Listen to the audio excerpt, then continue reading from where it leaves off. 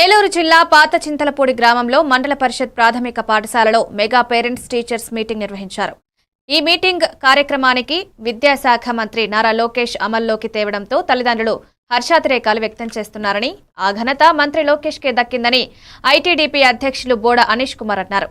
ఈ కార్యక్రమంలో నగర పంచాయతీ ప్రధాన కార్యదర్శి బోడ నాగభూషణం, ప్రధానోపాధ్యాయులు హేమలత, సహోధ్యాపయులు తదితరులు పాల్గొన్నారు. చదువుకున్నారో లేదు అలవాట్ల మీద నీళ్ళు గుర్తుకోవటం, దారి గుర్తుకోవటం, అలా లైన్లో వెళ్తున్నారు. మరి చదువు ఎప్పుడు వస్తుంది?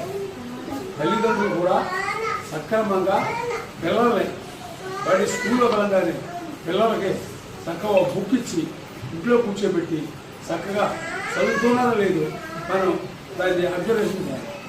కానీ వాళ్ళు ఏంటంటే ఏమీ లేదు, ఉద్యోగస్తులు రావడం, ఆఫీస్ ఉందా లేదని చూడటం, వెళ్ళిపోవడం.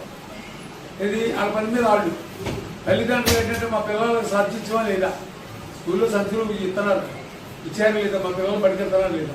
అది కాకుండా ఇవాళ మరి ఆ గవర్నమెంట్ స్కూలు వీళ్ళు టీచర్సే అక్కడ చెప్పేది కూడా వీళ్ళే చక్కగా మన పిల్లల్ని జాగ్రత్తగా చదివించి మంచి విద్యా బుద్ధులు వాళ్ళకి వస్తే వాళ్ళు ఏం తోసుతారు, ఏ జాయింట్ కలెక్టర్, ఏ కలెక్టర్ అంటే మనకే గర్వకారణం.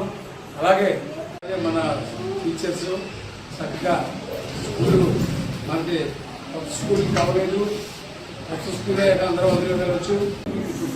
చదువుకోని పిల్లలంతా కలవట్ల మీద నీళ్ళు గుర్తుకోవటం, దారి గుర్తుకోవటం, అలా లైన్లో వెళ్తున్నారు.